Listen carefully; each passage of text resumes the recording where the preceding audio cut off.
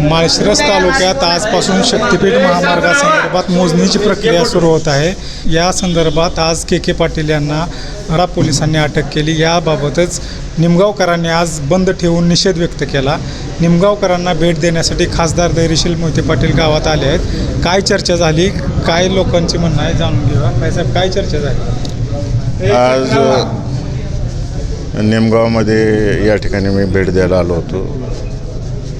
माळशिरस तालुक्यातून के पाटील आणि अजित बोरकर या दोघांना अटक केलेली आहे आणि गेल्या 8 दिवसामध्ये माढा तालुका, पंढरपूर तालुका आणि माळशिरस तालुक्यामध्ये शक्तिपीठाचं जे काही मोजणी सर्वेची कामं चालवली आहेत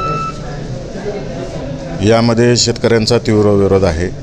तीव्र विरोध असताना शासन त्या ठिकाणी बळजबरीनं मोजणी करते, शेतकऱ्यांवरती गुन्हे दाखल होत आहेत। या अत्यंत चुकीच्या पद्धतीनं शासनाची कामाची पद्धत चाललेली आहे।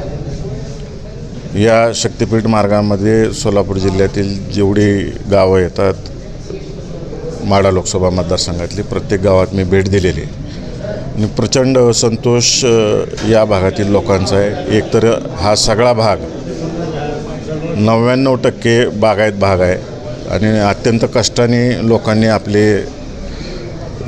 पिकं उभे केलेले आहेत, आपला संसार उभा केलेला आहे आणि या शक्तिपीठाच्या माध्यमातून त्यांचं सर्वांचं आयुष्य उद्ध्वस्त होणार आहे। नुकसान भरपाई किती मिळणार आहे, काय मिळणार आहे, हे जे स्पष्टता शासनाकडून मिळालेली नाही आणि त्याच्या आधीच मोजणी वगैरे सुरू झालेला आहे। आता आम्ही गावांचा दौरा पूर्ण केलेला आहे। मान खटावचा राहिला आहे, तोही पूर्ण करू।